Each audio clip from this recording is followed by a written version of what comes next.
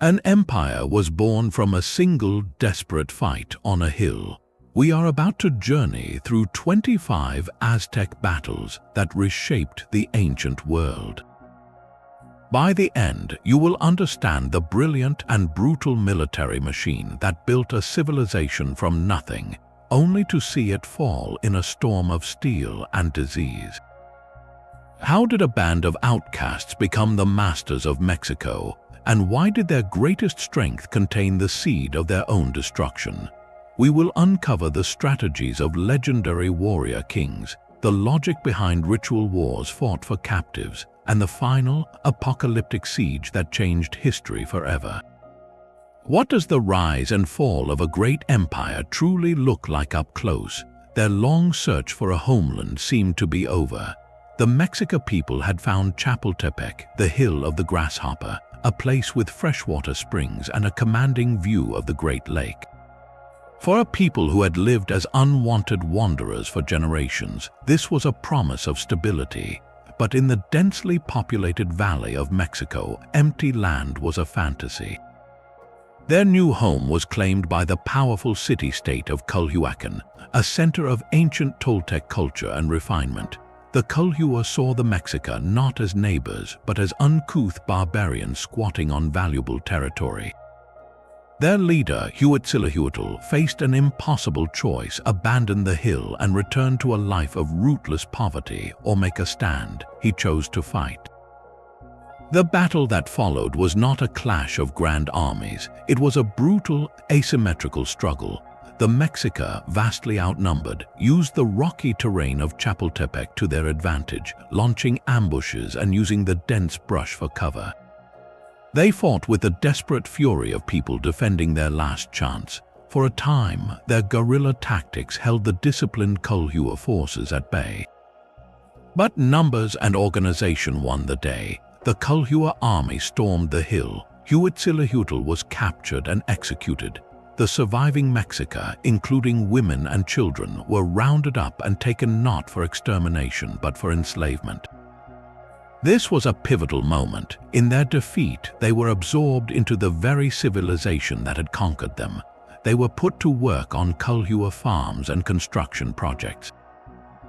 They lived among the Culhua, observed their advanced social structure, their religious practices, and most importantly, their methods of warfare. This period of subjugation was a harsh education.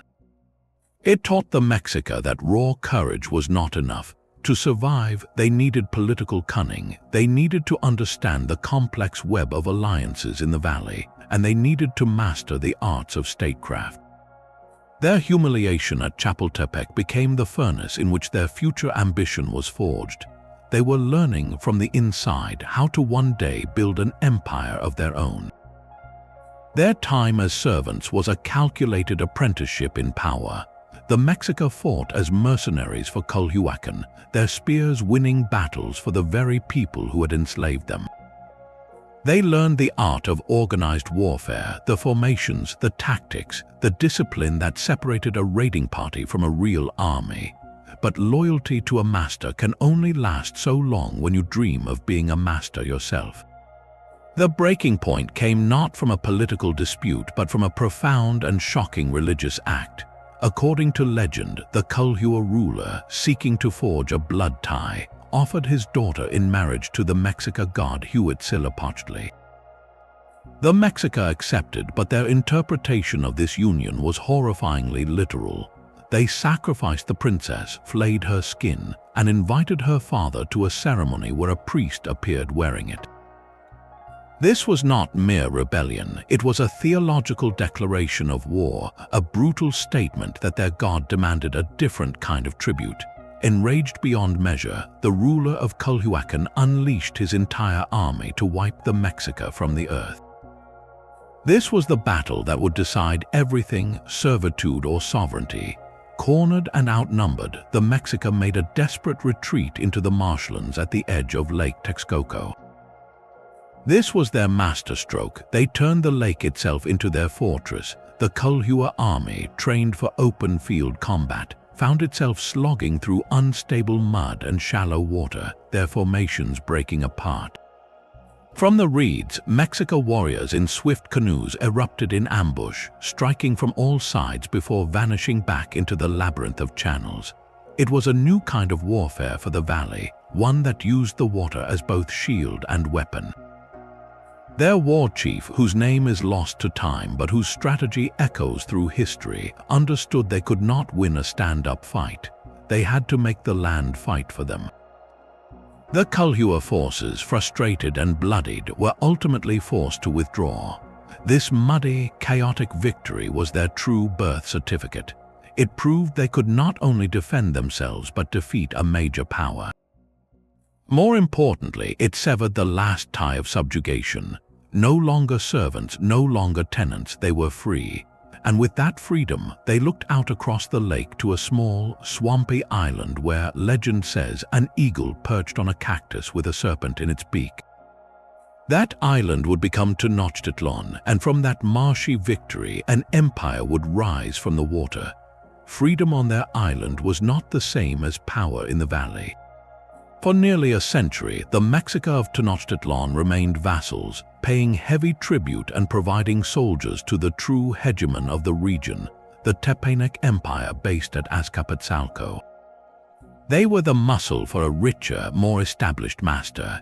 This arrangement worked under the shrewd old Tepanec ruler Tezozomoc, who understood that a strong, loyal Tenochtitlan was a useful tool. But when Tezozomoc died, everything changed. His successor, Maxtla, saw not a useful tool, but a dangerous rival growing in the middle of the lake. He moved to break them, assassinating their ruler and demanding ever more impossible tributes. The message was clear: submit completely or be erased. This was the crisis that forged an empire. In Tenochtitlan, a new leader named Itzcotl, the Obsidian Serpent, took the throne.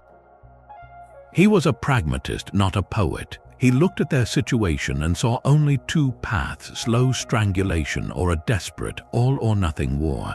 He chose war. But he knew Tenochtitlan could not fight the Tepanec giant alone. His first and most crucial move was not on the battlefield, but in the realm of diplomacy.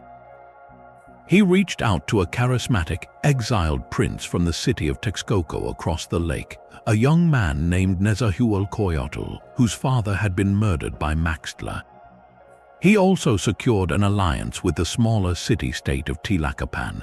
This was the birth of the Triple Alliance. It was not a friendship, it was a survival pact with a shared enemy. The war that followed was a series of brutal, calculated sieges. The Tepanec heartland was a network of fortified towns. The alliance strategy, masterminded by Itzcotl's nephew and chief advisor Tlacaelol, was to isolate and strangle Azcapotzalco itself. They did not chase glory in open fields. They methodically cut supply lines and stormed subsidiary towns, tightening a noose. The final siege of Azcapotzalco was not a quick affair. It was a grinding, block-by-block struggle through canals and urban streets. When the city finally fell, the victory was total, but what happened next defined the next century. Itzcotl and Tlacaelol made a revolutionary decision. They did not simply replace one overlord with another. They ordered the systematic burning of Azcapotzalco's historical records, its codices. This was more than sack and plunder. It was an act of ideological conquest. By erasing the Tepanec version of history, they could write a new one with the Mexica at the center of the world's story. The spoils were divided, with Tenochtitlan taking the lion's share, establishing it as the undisputed senior partner. The victory over Azcapotzalco was the big bang of the Aztec Empire. In one campaign, they transformed from a tributary city into the engine of an expansionist state. The Triple Alliance was the vehicle, and the road to empire was now wide open. The empire now had a new kind of war to wage. Conquest for territory and tribute was one thing, but the Aztec state, driven by the visionary Tlacaelol, developed a parallel military system with a chillingly different objective. It was called the Xochitlcoatl, the Flower War. Imagine a battlefield not as a place to destroy an enemy but to harvest them. These were not spontaneous clashes. They were formal events arranged through diplomatic channels like a macabre sporting event. The time and place were agreed upon by both sides, often on a sacred plain between rival city-states. The goal was not land or gold, but living captives. For a young Aztec warrior, Ayacuizqui, this was his ultimate proving ground. The chaotic terror of a real battle was present, but within a controlled framework. It was live fire training, a place to hone technique, demonstrate personal courage, and earn prestigious battlefield promotions based on how many opponents you could physically subdue and tie up. The societal pressure was immense. Returning without a captive meant shame for you and your family, but the Flower War served a deeper cosmological purpose.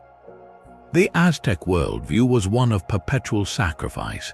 The sun god Huitzilopochtli required the sacred energy, the Chalchihuatl, found in human blood to battle the darkness each night.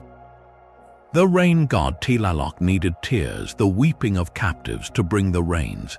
A steady supply of sacrificial victims was not a luxury, it was a divine necessity for the world to continue.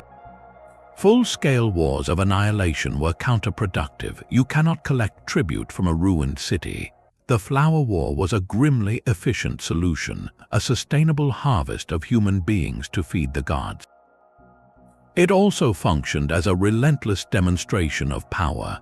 By engaging in these ritual battles with rival states like Tlaxcala, Huexitzinco, and Colula, the Triple Alliance kept them in a state of perpetual military exhaustion. They were never fully conquered, but they were constantly bled, their best warriors taken away to the temple pyramids. This created a bitter, simmering resentment. The people of Tlaxcala, in particular, fought the Aztecs in flower wars for decades, viewing them not just as enemies, but as arrogant overlords who treated them as a mere reservoir for sacrifices. This festering hatred will be carefully noted by a new arrival from across the sea, a man who would see in these ritual battles not a sacred duty, but a brilliant political opportunity. The very institution designed to showcase Aztec strength would become a critical flaw in their imperial armor. The ritual of the Flower War created a stable, if grim, source of captives, but an empire cannot be fed on ceremony alone. It requires grain, cotton, cocoa, and gold. With the Valley of Mexico firmly under their control, the gaze of Itzcotl and Tlaquequel turned south towards a land of eternal spring. The city of Cuauhnahuac, nestled in the lush, warm valley of Morelos, was a prize worth any effort. Its name meant near the woods, but to the Aztecs it represented a cornucopia of tropical wealth they could not grow on their island. This campaign would be their first major test of projecting power beyond their home basin. The challenge was not just the enemy army, but the land itself. To reach Cuauhnahuac, the Aztec force had to cross the formidable mountain range separating the cool highlands from the warm lowlands. This was a logistical feat. Thousands of warriors, along with their porters carrying supplies, navigated steep, narrow passes. Scouts moved ahead to secure the route, while the main body moved with a discipline honed in their wars against the Tepenecs. They were leaving their aquatic home for unfamiliar terrain, a sign of their growing ambition. When they descended into the Morelos Valley, the battle for Cuauhnahuac began. It showcased the Aztec military machine in its full, terrifying harmony. The initial assault was led by the elite orders, the Eagle and Jaguar warriors. These were not just soldiers, they were living symbols of the state's divine power, clad in spectacular feathered suits and spotted feline pelts. They fought at the very front, seeking to break the enemy's spirit and capture their most prestigious leaders for sacrifice.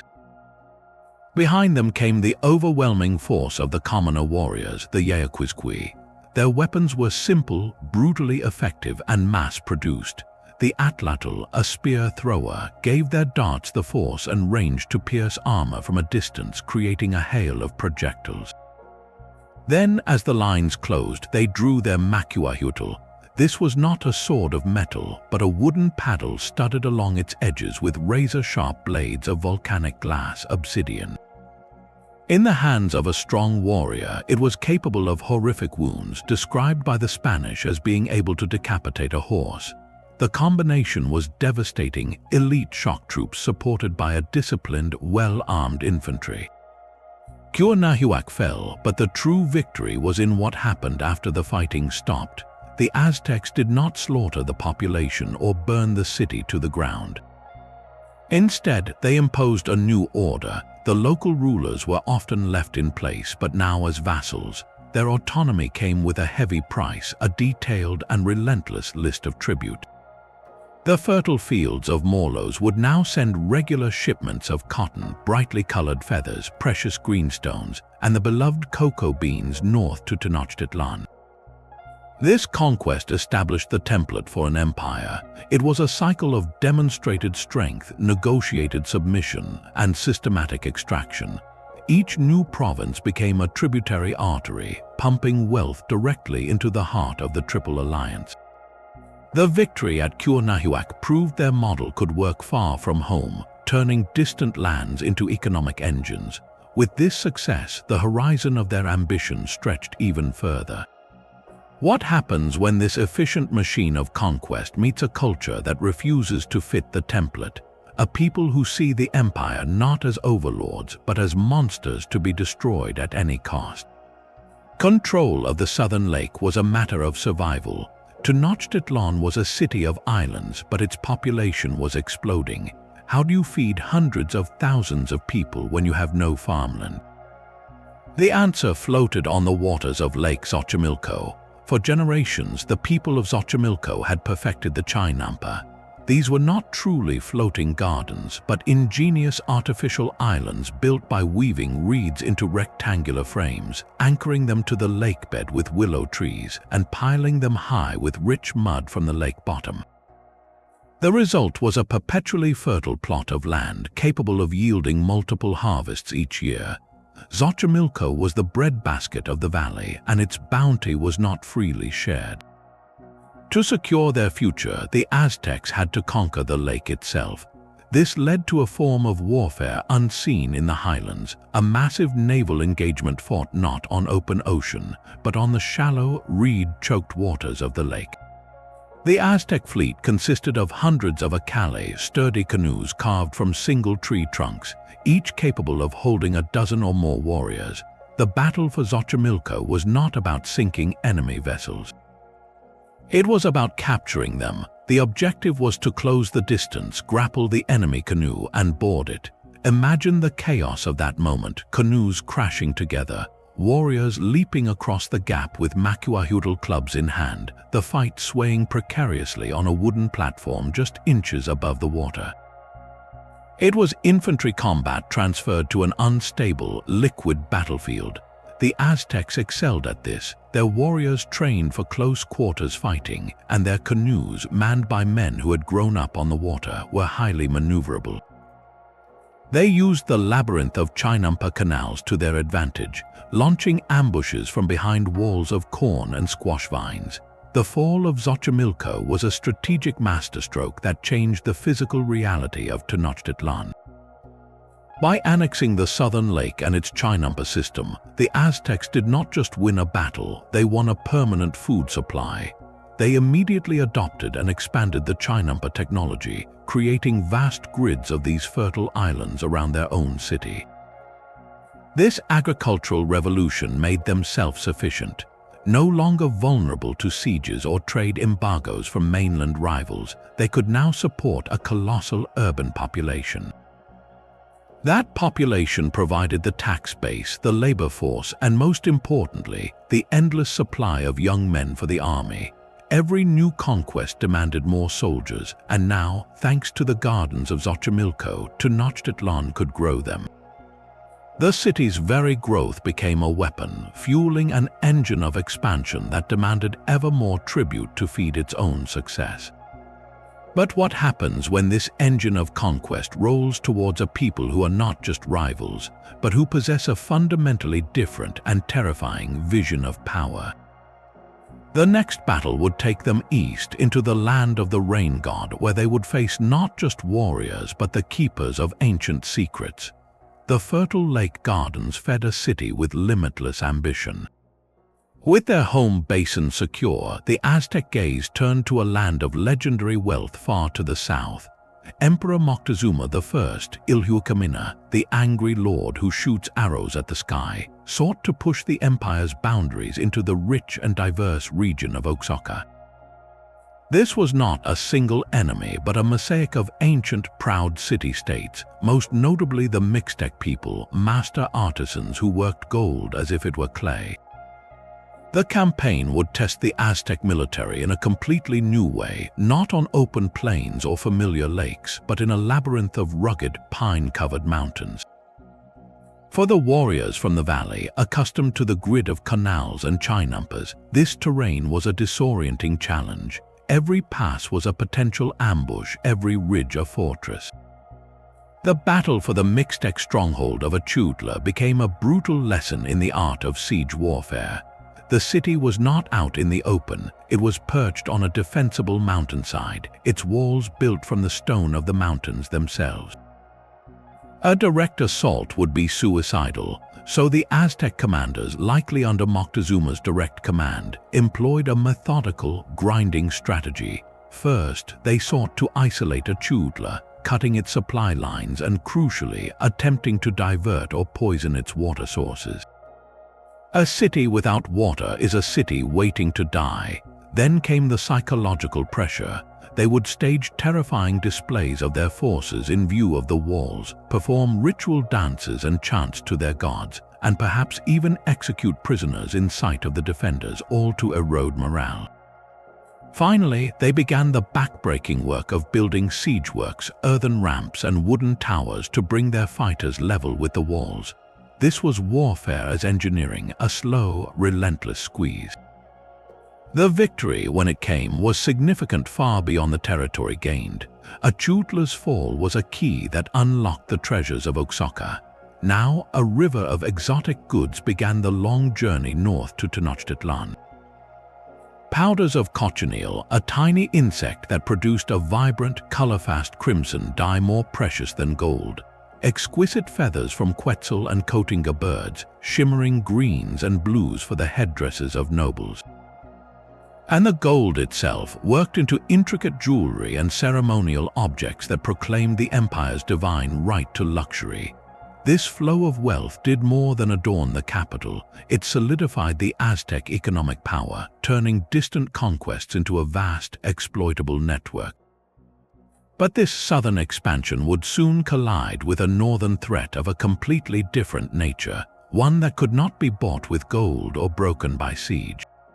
The empire was about to face a force as elemental and unforgiving as the mountains of Oaxaca, a crisis that would strike at the very foundation of their world. The riches of Oaxaca flowed north, but the empire's most dangerous enemy remained unconquered in the mountains to the east. The Tlaxcalans were not a distant province to be taxed. They were a proud, independent confederation living in the shadow of the Triple Alliance, and the ritual of the flower war between them became a permanent state of hostility. The Battle of Atlixco was one of its most brutal chapters. On the agreed-upon plain, the air would have been thick with the dust kicked up by tens of thousands of warriors. The sound was not of chaotic screaming, but of disciplined ranks moving in unison, the rhythmic thump of drums and the piercing shrieks of conch shell trumpets. Then came the silent, deadly volley, a dark cloud of obsidian-tipped darts launched from atlatls, arching high before descending with lethal force. As the lines collided, the battle transformed into 1,000 individual duels. The goal here was not to kill, but to capture. Elite warriors sought out their opposite numbers, the enemy champions adorned in magnificent featherwork. To bring down such a prized fighter, to physically grapple him to the ground and bind his hands with a special cord, was the ultimate act of martial prowess. It was a perverse form of chivalry, where the greatest honor was to take a life not on the battlefield, but on the sacrificial stone back in Tenochtitlan. These massive engagements were horrifically violent, yet they almost always ended in a strategic stalemate. Both sides would withdraw with their captives, their losses, and their grudges intact, ready to do it all again in a few seasons. This leads to the great historical puzzle: why did the Aztec Empire, with its overwhelming military might, never simply conquer and absorb Tlaxcala? One compelling theory is that it was a deliberate, calculated choice. Tlaxcala functioned as a perpetual military academy and a captive reservoir. It provided a nearby, ever-ready opponent where young Aztec warriors could be blooded in large-scale combat without the logistical nightmare of a distant campaign. It guaranteed a steady, renewable supply of human offerings for the temples. In essence, they kept the wolf at the door to keep their own fighting spirit sharp. It was a policy of controlled, managed conflict that seemed brilliantly pragmatic for generations. But this calculated containment created a powder keg of hatred. The Tlaxcalans lived under a constant state of siege, their best sons taken away to die under an Aztec knife. Their resentment was not just political, it was deeply personal, a generational trauma. They waited, biding their time for any opportunity to break the cycle. When a small band of strange men from across the sea arrived on their borders, led by a cunning captain named Hernan Cortés, the Tlaxcalans saw not an invasion but a once-in-a-lifetime chance. They would join this new force, providing the crucial army, the local knowledge, and the burning desire for revenge that the Spanish alone could never have mustered. The very institution designed to showcase Aztec dominance, the Flower War, had forged the instrument of their destruction. There was a border the empire could not cross. To the west, beyond the mountains, lay a rival power that did not play by the rules of the Valley of Mexico, the Purépecha Empire, known to the Aztecs as the Tarascans. For Emperor Axayacatl, a proven warrior who had expanded the empire's reach, this was an unacceptable challenge. His domain stretched from the Gulf Coast to the Pacific, yet a sophisticated, wealthy kingdom thrived just beyond his grasp, refusing to send tribute or engage in the sacred ritual of the Flower War. In the year 1478, Axayacatl decided to end the rivalry once and for all. He assembled one of the largest invasion forces in Aztec history, a vast army of veteran warriors dreaming of the plunder of a foreign capital. Their march west was a statement of supreme confidence. They crossed into Purépecha territory and met the enemy near the fortress town of Taximaroa. What happened next was not a battle, it was a systemic shock. The Aztec forces formed up for their familiar style of combat, expecting the initial volley of atlatl darts followed by the press of individual melee where their obsidian-edged clubs reigned supreme. But the Purépecha army presented a terrifying new wall. Their front lines were not loose formations of individual champions, but dense, disciplined phalanxes of infantry, their shields interlocked. And their weapons gleamed with a deadly, unfamiliar sheen: copper. While obsidian was razor-sharp, it was also brittle, shattering against hardened armor or dense shields. Copper weapons, though requiring more skill to forge, were durable and could pierce or crush where obsidian failed. Before the Aztec lines could even close, they were harassed by clouds of Purépecha skirmishers, expert slingers and archers who maintained a punishing distance. When the armies finally collided, the Aztec Macuahuitl met copper axes and spear points in a brutal test of materials. The obsidian shattered on impact, leaving warriors holding useless wooden paddles against a relentless, metal-armed advance. The Aztec discipline broke. The rout was total and catastrophic. Chronicles suggest Axayacatl himself was severely wounded, and the army was nearly annihilated, with estimates of losses reaching 20,000 or more. This was not a temporary setback, it was a fundamental lesson. The disaster at Taximaroa burned a permanent line on the map. The Aztecs never attempted a major Western invasion again. Instead, they built a heavily fortified frontier, a network of garrison towns facing a rival they now respected and feared. For an empire built on an ideology of inevitable expansion, this was a profound and humbling revelation. There were limits. Some enemies could not be absorbed, outmaneuvered, or ritualized into submission. The world, it turned out, was wider and stranger than their gods had promised. This defeat forced a strategic pivot, but it also created a lingering question. If they could not conquer West, where else could their ambition safely turn? The answer would pull them towards a different kind of mystery, one buried in the jungles to the south. The stinging humiliation of Taximaroa demanded an immediate response. Emperor Axayacatl could not let the empire's aura of invincibility fade. His gaze shifted from the impenetrable west to the fertile Toluca Valley to the north, home to the Matlatzinca people. This campaign was not about raw ambition, it was about political survival. A decisive victory was needed to wash away the taste of defeat and remind every subject and rival of Tenochtitlan's enduring power. The Battle of Toluca would become a legend not for its strategy but for the personal sacrifice of the emperor himself. As the armies met on the plain, Axayacatl did not command from a safe hill. He led from the very front, a living standard for his warriors fighting in the thick of the press. In the chaos of the melee, a Matlatzinca warrior landed a crippling blow, a deep wound to the emperor's leg. The pain must have been blinding, but to fall or retreat would spell disaster. Axayacatl fought on, his determination galvanizing his troops. The Aztec lines held, then pushed forward, overwhelming the Matlatzinca forces. The field was won, but the emperor carried the price of that victory in his own body for the rest of his life, a constant, painful reminder of the cost of prestige.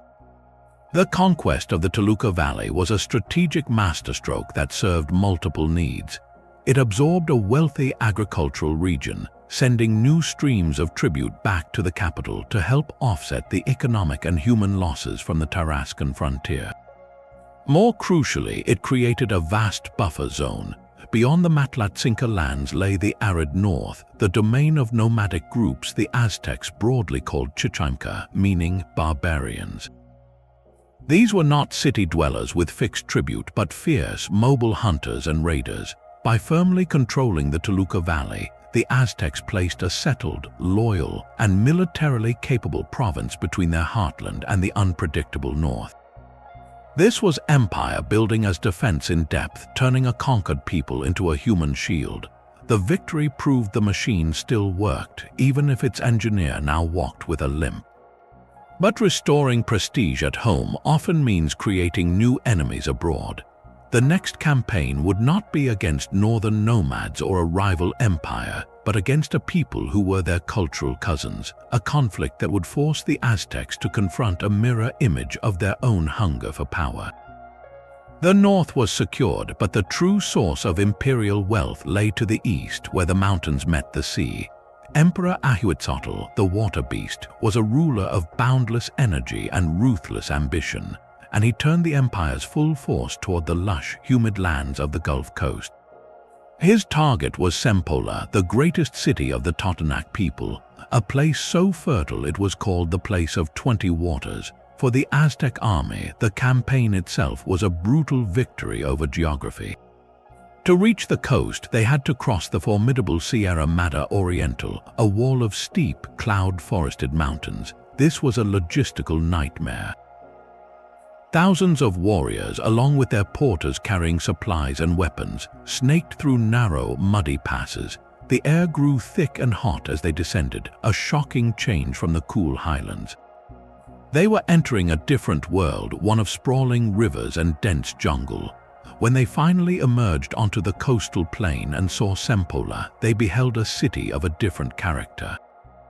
It was not a fortress like a Chutla, but a sprawling, wealthy center of trade and agriculture, its pyramids painted in bright colors. The Totonacs were merchants and artisans, renowned for their skill with vanilla and cotton, not primarily as hardened soldiers. The battle for Sempoala, therefore, may have been less a cataclysmic clash and more a demonstration of overwhelming force. Ahuitzotl's veterans, tempered in the mountains of Oaxaca and the Flower War Plains, presented a sight the Totonacs were unprepared to withstand, a disciplined, seemingly endless army that had just conquered a mountain range to reach them. Faced with this stark reality, the lords of Sempola likely chose negotiated surrender over annihilation. The true victory was not on the battlefield but in the tribute ledger. Sempola's submission was a key that unlocked the entire Gulf Coast. Suddenly, the exotic bounty of the lowlands flowed directly into Tenochtitlan. Ships and porters now brought not just cotton and cacao, but also rubber for the ritual ball game, precious amber, the feathers of coastal birds, and vast quantities of salt. This conquest plugged the empire directly into a new economic network. But Ahuitzotl was not finished. The coast was just the beginning. His ambition now pointed south, toward a land so distant and legendary it was shrouded in myth, a place where warriors were said to wear jaguar skins and fight with weapons of a strange green stone. The empire was about to stretch itself to its absolute limit. The Gulf Coast was now an Aztec lake, but the horizon still beckoned. Emperor Ahuitzotl pushed his armies further north, into the steamy, river-cut lands of the Huastec people. This was a world apart from the ordered valleys of central Mexico. The Huastecs spoke a language unrelated to Nahuatl, lived in societies with less rigid hierarchies, and their towns were not grand stone citadels, but clusters of palm-thatched houses scattered across a vast, green landscape of mangrove swamps and dense jungle. For the Aztec soldier, this campaign was a fight against the environment itself. The air was thick with moisture and the hum of insects. Every march was a slog through mud or a cautious advance along narrow jungle trails, perfect for ambush. There was no single, glorious capital to conquer, no decisive battle to win. Victory meant a slow, grinding process of locating each independent Huastec town, defeating its warriors, and extracting a pledge of loyalty, only to move on and repeat the process at the next river bend. It was warfare as tedious, exhausting police action. When the last local ruler finally offered tribute, the empire had achieved its greatest geographical reach, its eastern border now touching the very edges of the known world. But this vast new territory was a paradox. On the map, it was a triumph.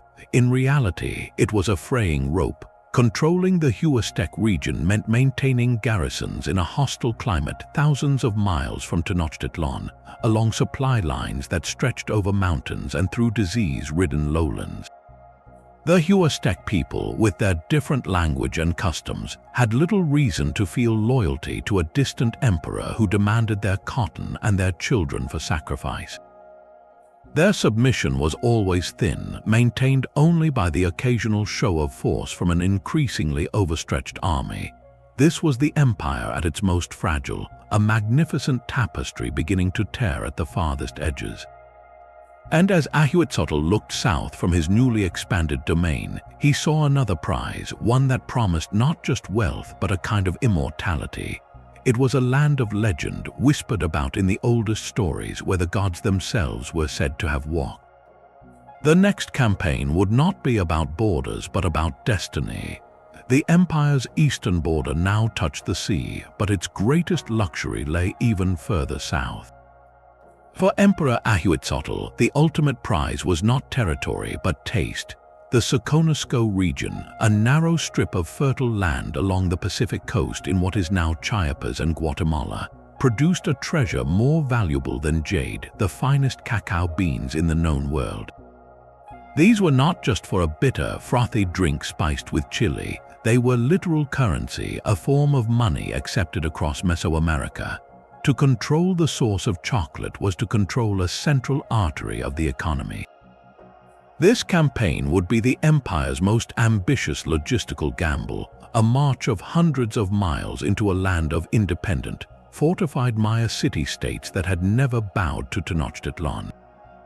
The journey itself was a battle against geography. Ahuitzotl's army had to descend from the highlands, cross the treacherous peaks of the Sierra Madre del Sur, and then navigate dense, unfamiliar rainforest.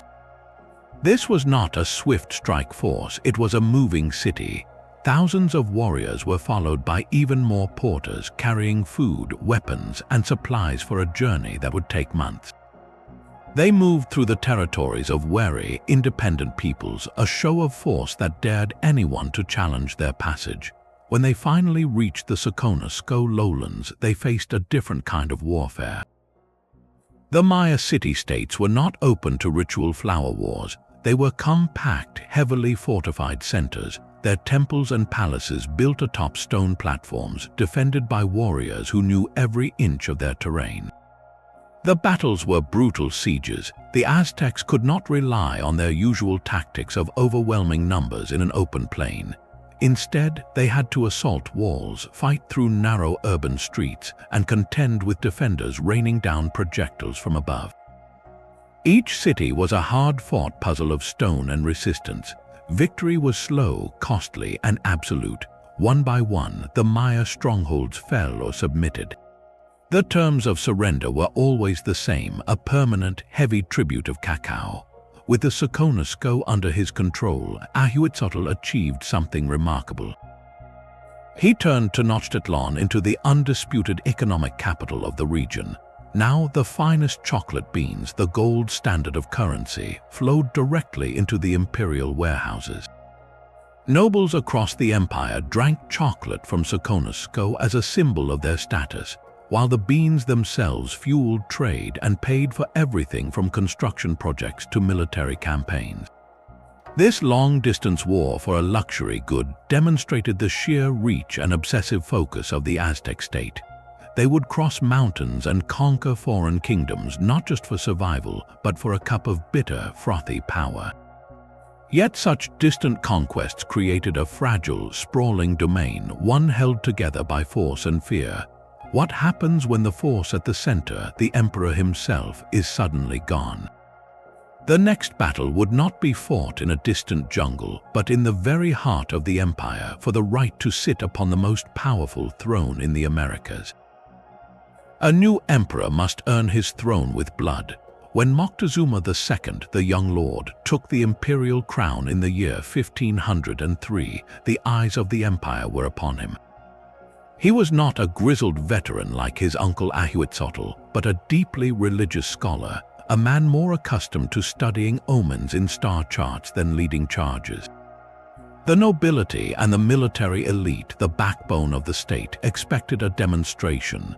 His coronation demanded a coronation war, a lavish display of conquest to prove his divine right to rule. He chose a target rich in both symbolism and substance, the Atlixco Valley, a fertile plain often called the granary of the gods. This land was perpetually contested, a wedge of earth fought over for generations by the Triple Alliance and their bitter flower war rivals, the confederations of Huexotzinco and Tlaxcala. To seize it would be to feed the capital and humiliate their oldest enemies in one stroke. The battle that followed was Moctezuma's grand debut on the world stage. He did not command from a distant hill. Clad in the resplendent feathers and gold of the emperor warrior, he placed himself in the very front rank, a living standard for his army. The plain of Atlixco became a swirling chaos of tens of thousands. The air vibrated with the thump of war drums and the whistle of darts. In the thick of the press, Moctezuma fought not just as a commander but as a champion. Chronicles recount that he personally sought out the enemy leaders, the most decorated warriors of Huexotzinco. To capture such a prize with his own hands was the ultimate act of political theater.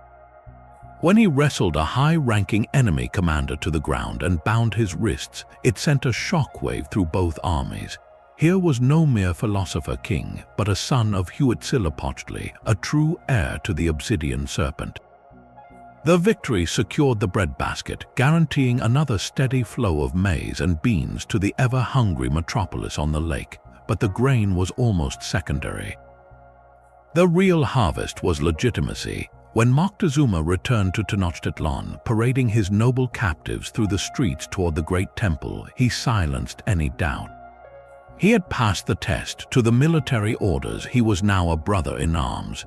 To the nobility, he was a proven protector of their wealth and status. To the common people, he was the living proof that the gods still favored their city. This successful coronation war, however, created a profound irony. It cemented the image of Moctezuma as a traditional warrior emperor, just as his mind was turning toward darker, more uncertain thoughts. He began to see omens everywhere, strange lights in the sky, odd births, and unsettling rumors from the coast. The man who had just proven his strength in the most visceral way possible was becoming increasingly preoccupied with prophecies of an ending. He had secured his throne through a battle for grain, but how does an emperor fight a battle against a foretold destiny? The very signs he sought to interpret were already moving across the water, in the form of wooden towers carrying men with skin like pale stone and weapons that spoke with thunder. Moctezuma had secured his legitimacy with a public victory, but the true test of any empire is not winning new lands, it is keeping them. Just a year after his triumphant coronation war, a crack appeared in the very foundation of the Triple Alliance. The city of Chapultepec, a tributary subject of the allied city-state of Texcoco, decided it had paid enough. They threw off their obligations, likely encouraged and supplied by their free neighbors in Tlaxcala, who saw a perfect opportunity to weaken the giant from within. This was not a foreign invasion, it was a mutiny in the imperial heartland, and the response had to be swift and terrifying. The task of suppression fell to Nezahualpilli, the wise and stern ruler of Texcoco. He was the son of the legendary Nezahualcoyotl, but this was not a moment for poetry or philosophy. He called upon his Aztec allies, and together they marched not as liberators but as enforcers. The battle to retake Chapultepec was a calculated lesson in imperial politics. There would be no ritualistic flower war here, no glorious capture of elite warriors for the temple. This was about punishment. The combined forces of the alliance surrounded the city and attacked with a ferocity usually reserved for foreign enemies. The goal was total submission, achieved through a demonstration of overwhelming and merciless force. The city was stormed, its leaders executed, and its population reminded in the most brutal terms possible of the cost of defiance. This internal crackdown served a dual purpose for Moctezuma. First, it reasserted control, proving that even a subject of an allied power was not beyond the reach of Tenochtitlan's wrath. Second, and more importantly, it was a message broadcast to every other tributary city across the empire. The rebellion in Chapultepec was a spark, and Moctezuma and Nezahualpilli drowned it in a flood of blood to ensure it could not catch fire elsewhere. The empire was a system of extraction, a machine built on tribute and fear. The Chapultepec revolt revealed that the fear required constant maintenance. If subjects ever stopped being afraid, the entire economic model would collapse. This constant, simmering tension between the conqueror and the conquered was the empire's chronic condition, a hidden weakness that pulsed beneath every new conquest. And while Moctezuma was looking inward, policing his own domain, a new and utterly incomprehensible variable was approaching from the eastern sea, one that would listen very carefully to stories of cities that hated their Aztec masters. While Moctezuma policed the heartland, his ambition still stretched toward the horizon. The empire's final major campaign pushed south and east toward the narrow waist of the continent, the Isthmus of Tehuantepec. This was not a war for cacao or cotton, but for geography itself. Whoever controlled this land bridge commanded the flow of goods between the Gulf of Mexico and the Pacific Ocean, a choke point for all commerce moving north and south. Moctezuma aimed to lock it down, to subdue the fiercely independent Zapotec and Mix peoples who called these rugged mountains home. This would be the last great expansion, an attempt to seal the empire's borders with a final, definitive conquest. The terrain itself was the first enemy. The isthmus is a world of steep, cloud-forested slopes and deep, tangled ravines, a far cry from the orderly valleys of central Mexico. For the Aztec army, every advance was a struggle. Supply lines stretched impossibly thin over mountains that seemed to go on forever. The Zapotec and Mix warriors did not meet them on open ground. They were masters of guerrilla warfare in their own domain, launching ambushes from the mist and melting back into the jungle after striking. Each mountain pass became a potential massacre, each ridge a fortress that had to be taken at great cost. This was a war of attrition fought in a green, vertical labyrinth. After years of grueling campaign, the Aztecs managed a precarious victory. They established a major garrison at Tehuantepec itself, a symbol of imperial power planted in foreign soil. Tribute agreements were forced upon the local rulers. On the maps back in Tenochtitlan, the isthmus was now painted as Aztec territory, but the reality on the ground was far different. The Zapotec and Mix never truly accepted foreign rule. Their submission was a thin veneer, maintained only by the constant, exhausting presence of Aztec soldiers far from home. The garrison was less a seat of government and more a besieged outpost forever looking over its shoulder. This campaign revealed a profound truth: the empire had reached its logistical breaking point. It could march its armies to the ends of the known world, but it could not truly hold them there. The machinery of conquest, so brilliantly efficient for a century, was grinding against the limits of geography and human endurance. As Moctezuma's soldiers patrolled the steamy jungles of Tehuantepec, a report arrived from the eastern coast, one that spoke of mountains moving on the water and men with beards of metal. The empire had just stretched itself to its absolute limit, right as the world was about to become infinitely larger. Even as the empire's borders were drawn on the map, its foundations began to tremble. In the final years before the world changed, a deep unease settled over Tenochtitlan. The chronicles speak of 8 bad omens, strange and terrifying events that foretold doom. A column of fire appeared in the night sky, a comet with a tail like a spear of flame. The temple of Huitzilopochtli burst into flames without any spark. The water of the lake boiled and churned as if angry, and strange, two-headed men were seen walking through the streets only to vanish. To the modern mind, these are likely metaphors, a way of describing a society feeling the tremors of profound political strain. The real omens were not in the sky, but on the ground, in the increasingly difficult task of holding the empire together. The most concrete omen was the rebellion in Tenochtitlan, a crucial province on the hot Gulf Coast. This was not a frontier outpost, but a vital hub in the tribute network, a source of prized cotton, precious feathers, and cacao. When its people rose up, they were not just rejecting a tax collector, they were severing a major artery of imperial wealth. For Moctezuma, this was an emergency. He dispatched a powerful army to crush the revolt, a clear message to every other restless province. The battle to retake Tenochtitlan was successful, but it came at a hidden cost. It was a drain on manpower and resources, forcing the empire to fight a costly internal war just to maintain the status quo. Every soldier sent to the steamy lowlands was a soldier not available to guard other frontiers or other subjects. This incident laid bare the fragile nature of Aztec hegemonic control.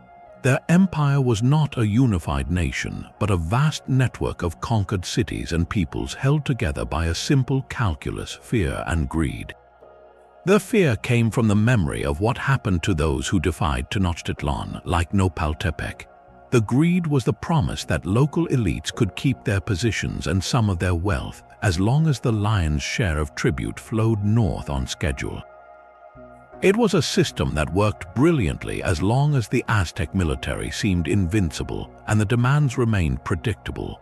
But by Moctezuma's reign, the demands were endless and the military was stretched thin from the isthmus to the western frontier. The fear was starting to wear thin, replaced by a simmering resentment.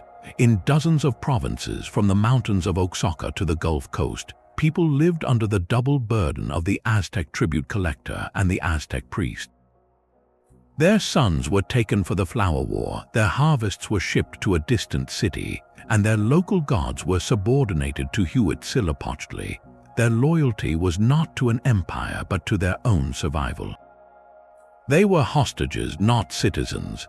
This created a landscape of potential allies for anyone bold enough to challenge the Triple Alliance. The empire, in its relentless expansion, had surrounded itself with subjects who dreamed of freedom. They were a powder keg waiting only for a spark, and in the year 1519, that spark landed on the beaches of Veracruz in the form of 11 ships, 500 men, 16 horses, and a captain who understood that the greatest weakness of a giant is often the many smaller hands that secretly wish to see it fall. The spark from the sea was now a fire marching inland. After securing a fragile alliance with the resentful Totonacs of Sempoala, Hernán Cortés and his small force turned toward the mountains and the heart of the empire. They were not yet facing Moctezuma's imperial army, but his local enforcers. In a town the Spanish recorded as Cempasúchil, the two worlds collided for the very first time. It began not with a formal declaration, but with a sudden, violent ambush. From the surrounding hills and scrubland, hundreds of warriors loyal to the Aztec governor surged forward.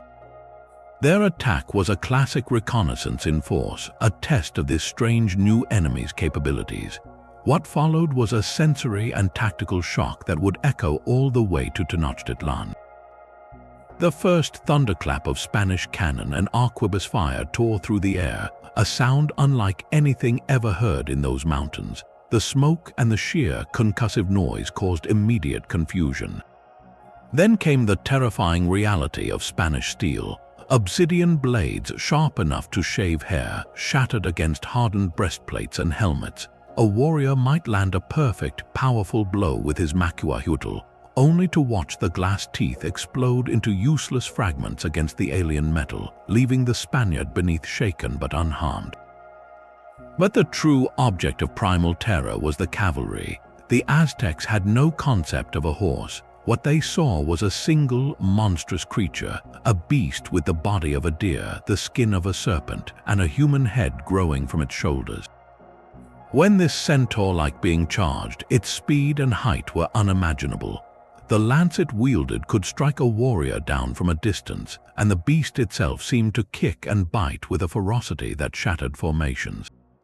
This small, brutal skirmish was a catastrophic success for the Aztec scouts. They had gathered the intelligence they were sent for, but the report they carried back was a nightmare. They spoke of men encased in unbreakable stone skin who wielded thunder, and of monstrous two-part creatures that could not be stopped. For Moctezuma, receiving this news, the omens were no longer just in the sky. They were here on the ground, wearing metal and riding beasts, and they were walking directly toward his capital. The nightmare report from the coast was now a tangible threat in the highlands. Cortés and his exhausted column, having survived the first ambush, pushed deeper into the mountains, entering the territory of the one people who had fought the Aztec Empire to a standstill for generations, the Tlaxcalans. This was not a subject province, but a free, proud, and militarily formidable confederation. They saw the strangers not as potential allies, but as another invading force, perhaps even a new, terrifying weapon of their hated enemy Moctezuma. They decided to test this threat to destruction. What followed was not a single battle, but a brutal two-week war of attrition. The Tlaxcalans did not commit their full force at once. They probed, they harassed, they ambushed. They used their supreme knowledge of the rugged terrain, launching sudden attacks from rocky outcrops and narrow passes before vanishing. The Spanish, with their Totonac allies, were constantly on edge, their supplies dwindling, their nerves frayed by an enemy that seemed to come from the very earth itself. Then came the pitched battles. Thousands of Tlaxcalan warriors, organized in disciplined formations, would meet the invaders on open ground. The Spanish tactics were a brutal shock. When the Tlaxcalan lines advanced, a volley of arquebus fire and a cannon blast would tear into their front ranks, causing horrific casualties and momentary panic. Then, in that stunned instant, Cortés would order a cavalry charge. The handful of armored horsemen would slam into the disorganized mass, their lances and swords cutting a bloody path, their very presence sowing terror. Yet the Tlaxcalans did not break and run. They adapted with terrifying speed. They learned to dig hidden pits lined with sharp stakes to maim the horses. They focused their attacks on the vulnerable Totonac allies, and they tried to drag the Spanish soldiers from their mounts using long poles and lassos. The fighting was so fierce, so relentless, that the Spanish were pushed to the absolute brink. Several of Cortés's men were captured, and the fate that awaited them in Tlaxcalan temples was the same as in Tenochtitlan. For a moment, the entire expedition teetered on the edge of annihilation. But in that moment of near defeat, Cortés achieved his greatest strategic victory, not on the battlefield but in the council chambers of Tlaxcala. The Tlaxcalan elders, particularly the shrewd war leader Xicotencatl the Younger, were faced with a staggering calculation. They could continue this bloody struggle, which was costing them thousands of their best warriors, and perhaps eventually destroy these metal-clad men. Or they could do the unthinkable and join them. The logic was cold and brilliant. These strangers had proven they could fight, and more importantly, they were clearly enemies of Moctezuma. They represented a once-in-a-lifetime chance, a divine opportunity to finally break the power that had bled them dry for decades in flower wars. The decision was made. The fighting stopped. An embassy was sent to Cortés. The eternal enemies of the Aztecs became the indispensable allies of the Spanish. Overnight, Cortés's force was transformed. He was no longer leading a few hundred adventurers and some resentful porters. He now commanded an army, thousands of veteran Tlaxcalan warriors who knew the land, the enemy tactics, and who burned with a generational hatred for Tenochtitlan. They provided the guides, the porters, the scouts, and the overwhelming numbers needed to march on an empire. This alliance was the true turning point. It was the moment the Aztec Empire's greatest strategic failure, its policy of perpetual, managed conflict with Tlaxcala, came due with catastrophic interest. The containment that had fed their gods for a century had now forged the hammer that would shatter their world. Trust was now a frayed rope, and Pedro de Alvarado was about to cut it. With Cortés away at the coast confronting a rival Spanish force, command of the precarious occupation of Tenochtitlan fell to this brash and ruthless lieutenant. The city was a powder keg. The Spanish and Tlaxcalan allies were quartered in Moctezuma's own palace, surrounded by a population of hundreds of thousands who watched them with a mixture of awe, fear, and growing hatred. The sacred calendar turned to Toxcatl, the 5th month, a time dedicated to Tezcatlipoca, the smoking mirror, god of fate and the night sky. This was one of the most important festivals in the Aztec year, a solemn and elaborate ceremony to ensure the sun would continue its journey. Moctezuma, still a hostage in his own palace, asked Alvarado for permission to hold the celebrations in the main temple precinct, just outside the Spanish quarters. Alvarado agreed, but under one condition: there would be no weapons. The nobility, the priests, the most honored warriors and dancers would gather, unarmed, to perform the sacred rites. It was a display of faith, a moment of profound cultural importance, and Alvarado saw it as the perfect trap. His paranoia, fueled by the tense atmosphere and perhaps whispers from his Tlaxcalan allies about Aztec treachery, convinced him the festival was a cover for a massive uprising. He decided to strike first. On the day of the main ceremony, the great courtyard before the temple of Tezcatlipoca was filled with a magnificent spectacle. Hundreds of elite Aztecs, adorned in their finest featherwork and gold, danced to the hypnotic beat of drums and the shrill call of conch shells. The air was thick with incense. They were completely vulnerable, honoring their gods as promised. Then, without warning, the Spanish soldiers moved. In full armor, they sealed the exits to the sacred precinct, blocking every gateway. Then they advanced into the crowd, their steel swords and pikes gleaming in the sun. What followed was not combat, it was butchery. The unarmed nobles and priests had nowhere to run. The Spanish cut them down methodically, their metal blades slicing through feather and flesh with horrific ease. The stone pavement grew slick with blood. The drums fell silent, replaced by screams and the sickening sounds of slaughter. By the time it was over, hundreds, perhaps thousands of the Aztec elite lay dead in the holy place. The Tenochtitlan massacre was the point of no return.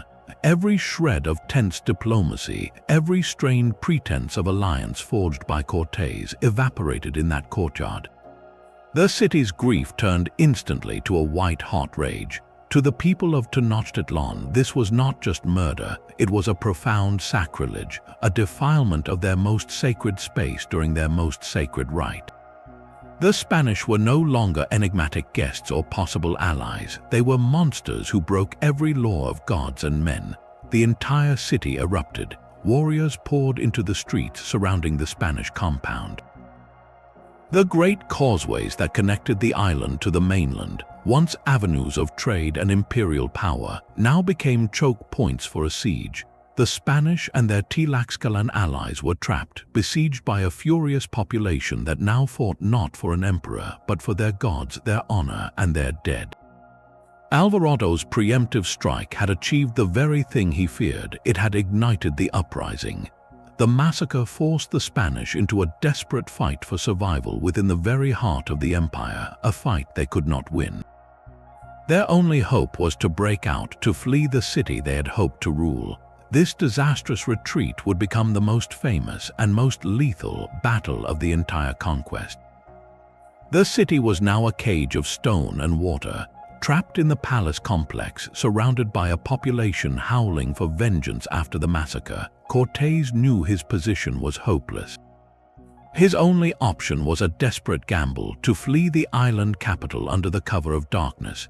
They would sneak across one of the great causeways, the very arteries of imperial power, and escape to the mainland.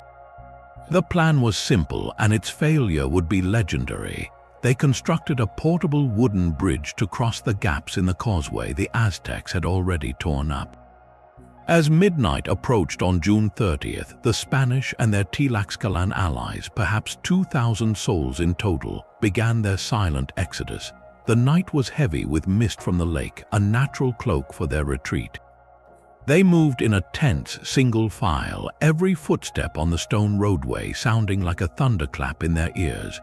But stealth was impossible for such a large group. The alarm was raised not by a warrior, but by a woman drawing water from the lake. She saw the dark column slinking along the causeway and screamed into the night. In an instant, the silence shattered. Conch shell trumpets blared from the temples. Drums began a furious, pounding rhythm. Tenochtitlan, a city of 250,000 people, awoke as one furious organism. The narrow causeway, with water on both sides, became a death trap. From the darkness of the lake, hundreds, then thousands of Aztec war canoes materialized. They swarmed the column like piranhas, their warriors leaping onto the causeway to attack from the front, the sides, and even from behind.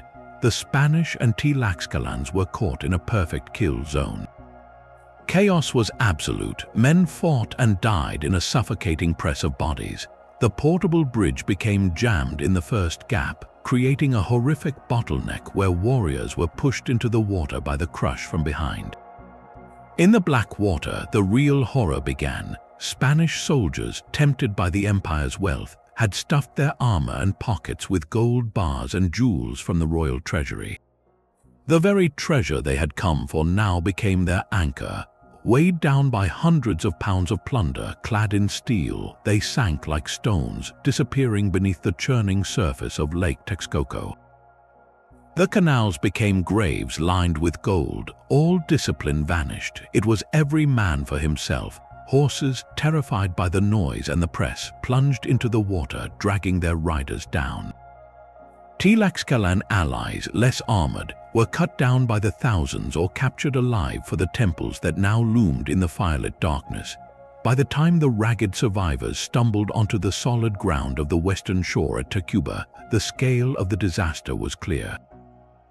Of the Spanish, perhaps 400 had been killed or captured.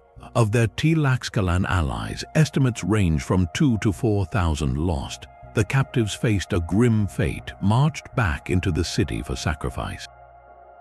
The chronicler Bernal Diaz del Castillo, who survived the night, wrote that when dawn broke, they could hear the distant, victorious drums from the great temple and the shouts celebrating the capture of their comrades. Exhausted, bleeding, and broken, Cortés surveyed the remnants of his expedition.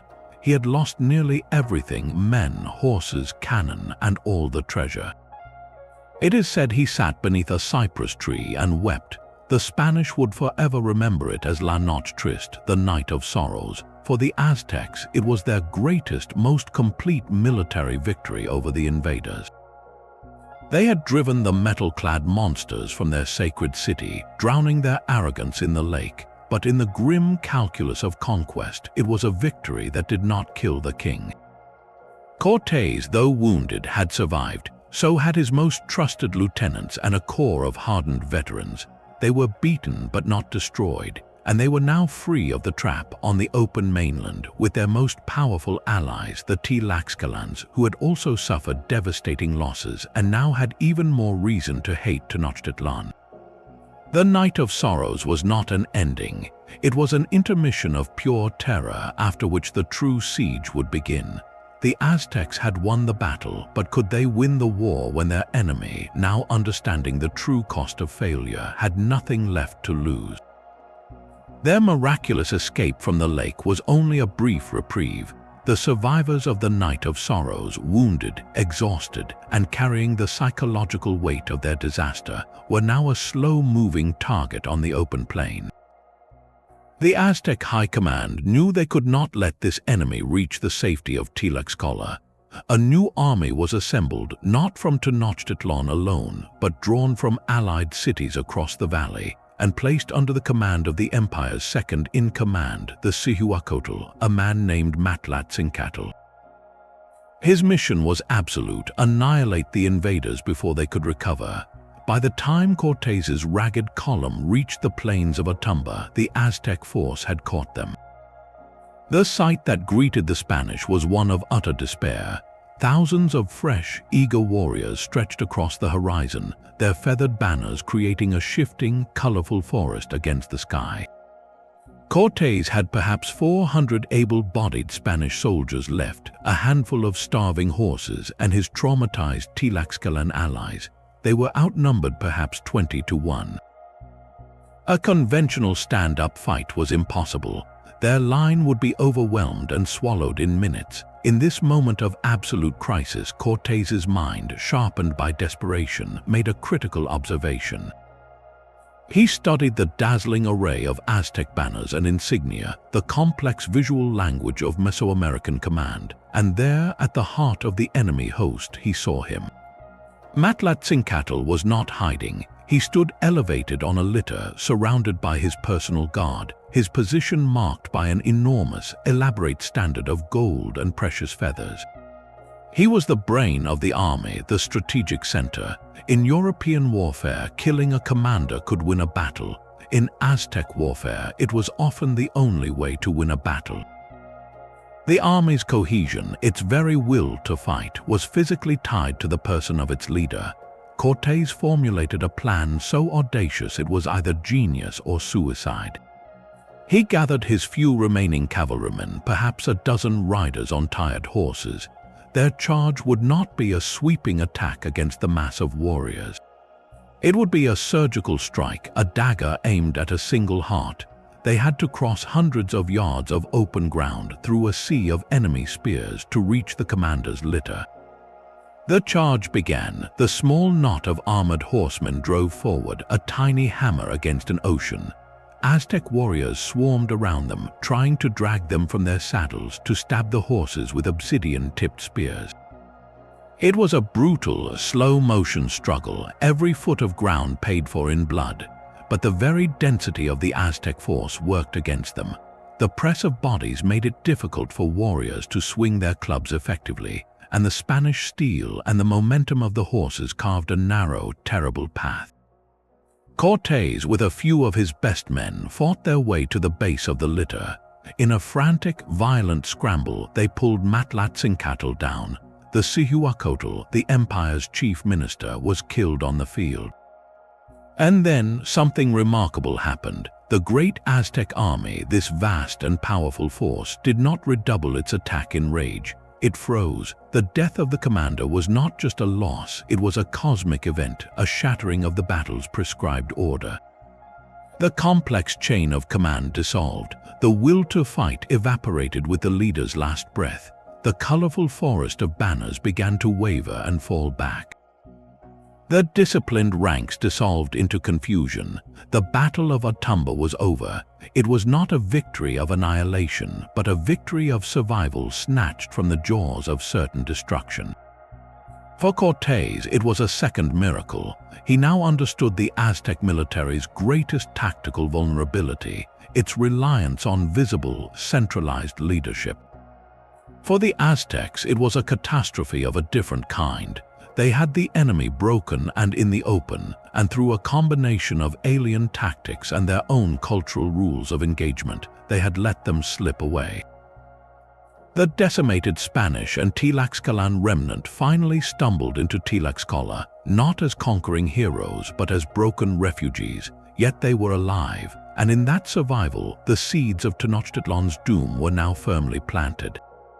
Cortés could rebuild, he could plan, and he now knew exactly how to fight the next war. The broken army that limped into Tlaxcala was a seed. Over the next year, Cortés did not just rebuild his force, he transformed it into an instrument designed for one purpose, the annihilation of a city on a lake.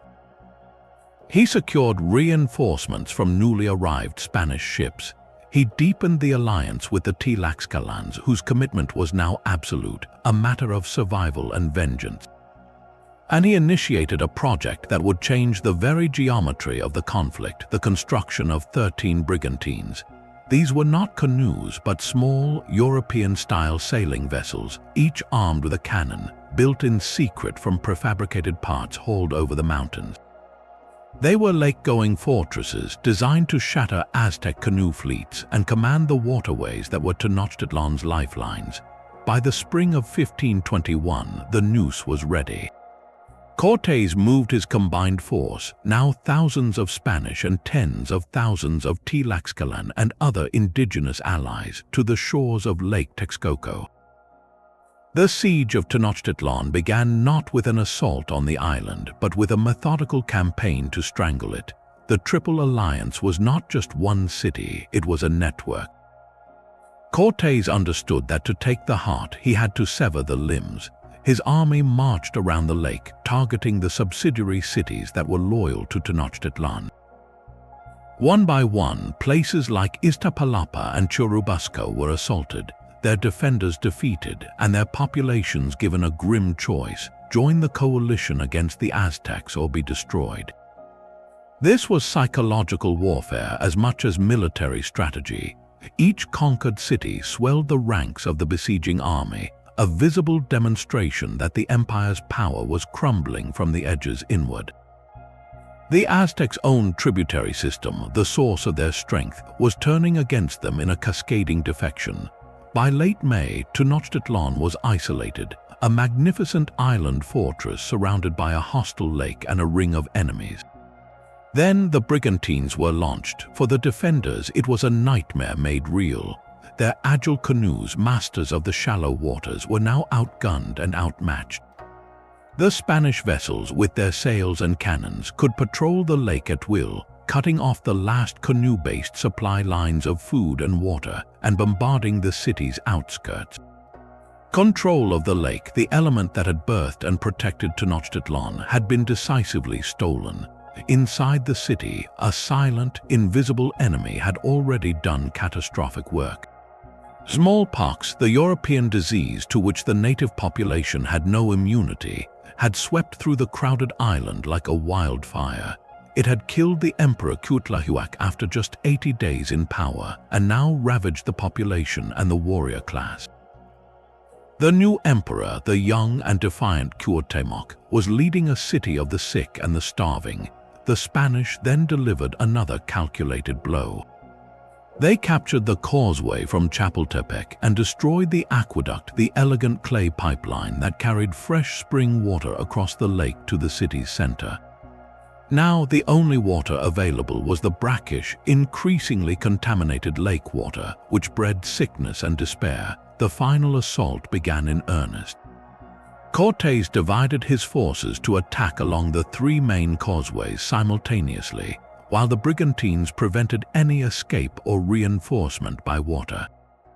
The Spanish advanced not to conquer but to demolish. They did not try to hold streets. Instead, they moved block by block, house by house, systematically tearing down every structure as they went, using the rubble to fill in the canals and create solid ground for their cavalry. It was the deliberate, physical unraveling of a metropolis. The fighting was house to house, rooftop to rooftop, a brutal close-quarters struggle in a landscape being demolished around the combatants. Aztec warriors, weakened but unyielding, fought from behind barricades, from canals, from the shells of their own homes. They captured Spanish soldiers, dragging them to the tops of the still-standing temples to be sacrificed in full view of their comrades, a desperate attempt to summon divine intervention. The Spanish advance was slow, bloody, and relentless. By August, the defenders had been pushed into the northern sector of the city, the district of Tlatelolco. The Great Market Plaza, once the bustling commercial center of the empire, became the final redoubt. Here, the last organized resistance made its stand, a dense mass of warriors surrounding the young Emperor Cuauhtémoc. The end came not with a final, glorious charge, but with a capture. As Spanish and Tlaxcalan forces closed in, a brigantine spotted a distinctive war canoe attempting to flee across the lake. It was intercepted. Aboard was Cuauhtémoc. He was brought before Cortés and, in a moment heavy with symbolic finality, asked the Spaniard to kill him. Cortés, for now, spared his life. With the emperor a prisoner, all organized resistance ceased. The siege, which had lasted 75 days, was over. The silence that followed was not peaceful. It was the silence of a grave. The Venice of the New World was no more. What remained was a smoldering wasteland of rubble and corpses, a city erased by disease, starvation, and calculated demolition. The Aztec Empire, as a sovereign power, died on that day. The conquest was complete, but the mystery of its aftermath was just beginning. What happens to the memory of a world when its capital is reduced to dust and its story is written by the victors? The silence after the guns fell was not peace. It was the stillness of a city slowly being unmade. For weeks, the Spanish and their allies had been grinding northward through the ruins of Tenochtitlan, filling canals with the rubble of palaces and temples. They pushed the last organized defenders into the adjacent city of Tlatelolco, once a proud independent kingdom that had been absorbed into the Aztec capital. Here, in the final square mile, the empire made its last stand. The canals leading into the Tlatelolco district were not waterways anymore, but choked, foul trenches filled with the bodies of the dead and the refuse of a dying city. The Spanish and Tlaxcalan forces advanced through this horrific landscape, their progress measured not in miles but in the brutal clearing of each individual house. Aztec warriors, many weak from hunger and disease, fought with a desperate, cornered fury. They no longer had room for grand maneuvers. The battle collapsed into 1,000 savage little wars fought from rooftops, behind shattered walls, and in the stagnant water of the very canals that had once given their city life. They would ambush a Spanish patrol from a half-collapsed temple, only to vanish into a maze of alleys, sniping with slings and arrows before melting away again. The Great Market Plaza of Tlatelolco, once the largest and most vibrant trading center in the Americas, became the final redoubt. Its vast open space, designed for commerce and ceremony, was now a killing ground. The Spanish forces converged on it from multiple causeways, their Tlaxcalan allies flooding into the square. The last cohesive group of Aztec nobility and warriors gathered around their young emperor Cuauhtémoc in the shadow of the main temple. They fought not for victory, which was impossible, but for honor and for the hope that their deaths might still mean something to the gods. When the plaza was finally overrun, the military structure of the empire shattered into 1,000 fleeing pieces. Cuauhtémoc, seeing all was lost, attempted to escape across the lake with his family and closest aides. He ordered a fleet of canoes to push off from the northwestern edge of the city, hoping to reach the mainland and perhaps continue resistance from afar. But the Spanish brigantines, those masters of the lake, spotted the distinctive royal canoe. They gave chase, quickly overtaking the lighter craft.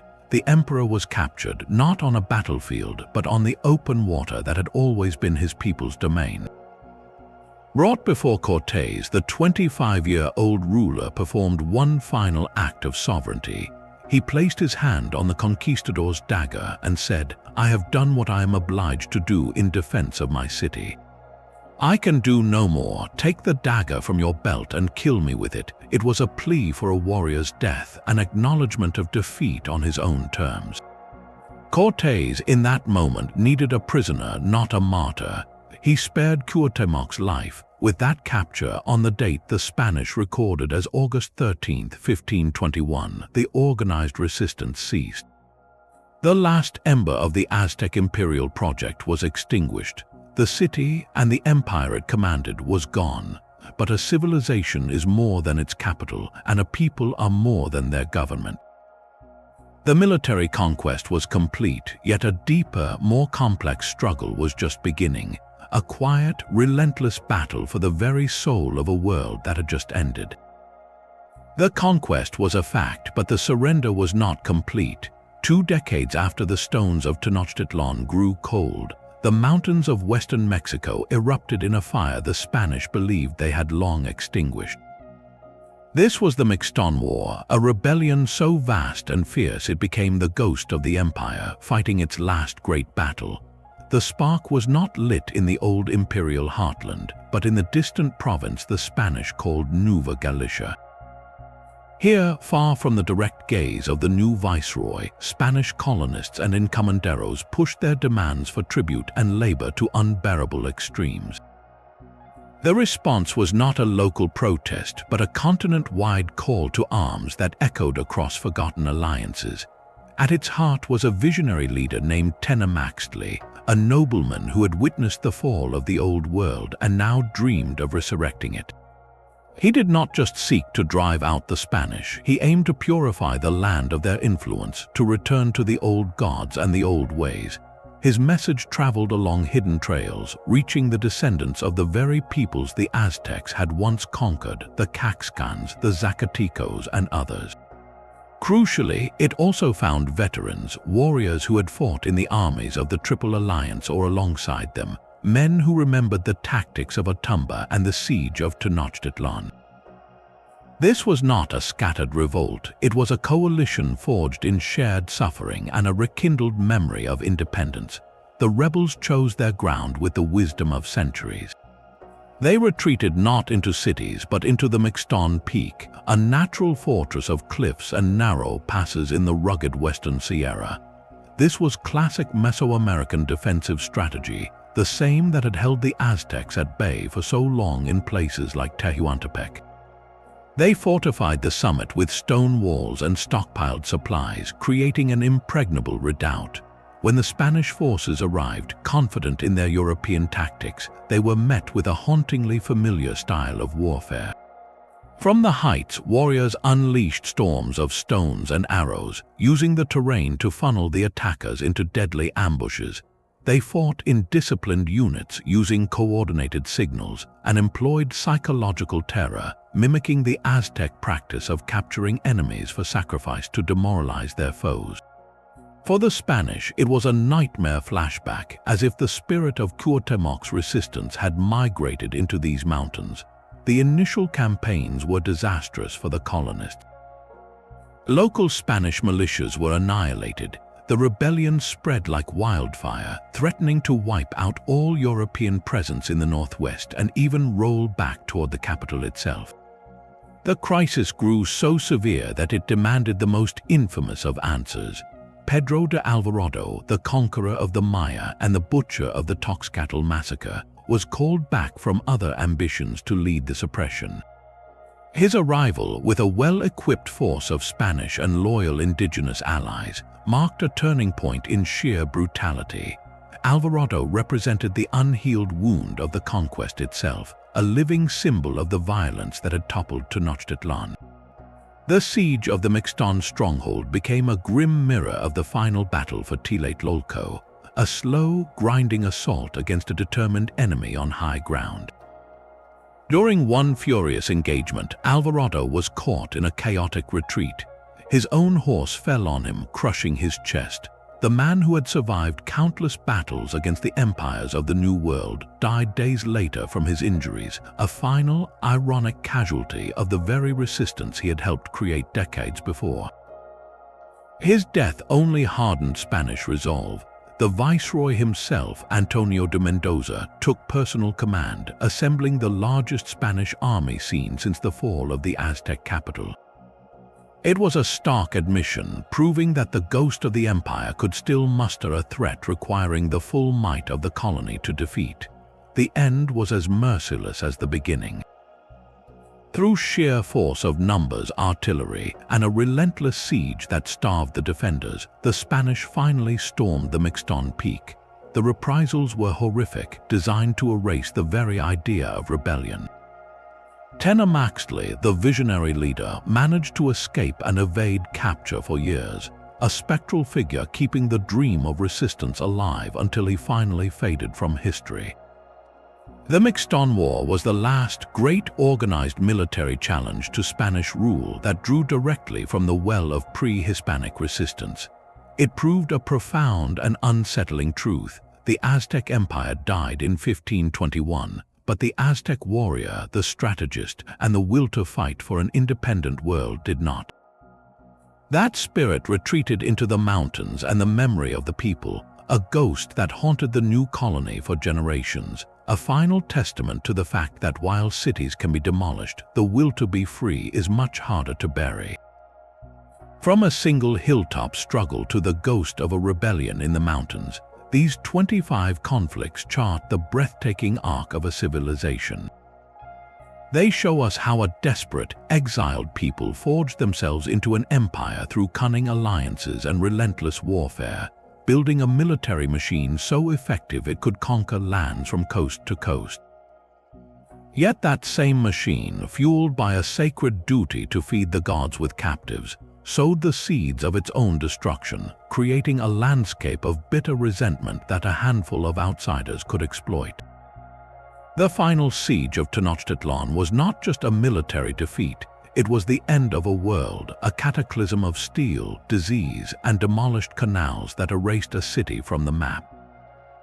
But as the Mixton War proved decades later, the spirit of that world refused to die quietly, fighting one last furious battle from the cliffs. This story is more than a chronicle of ancient battles, it is the foundation of a profound cultural fusion. The meeting of these two worlds, one indigenous and imperial, the other European and expansionist, created the complex tapestry of modern Mexico, a blend of languages, beliefs, and traditions that continues to evolve today. So, which of these 25 battles stood out to you the most? Was it the desperate water fight that birthed Tenochtitlan, the calculated containment of Tlaxcala that backfired so terribly, or the final, heartbreaking street-by-street demolition of the capital? Share your thoughts in the comments below. I love reading your perspectives. If you enjoyed this journey through the rise and fall of an empire, please show your support by liking this video and subscribing to the channel for more deep dives into the mysteries of our past. Hit the bell icon so you never miss an adventure. Thank you for watching, and until next time, keep exploring.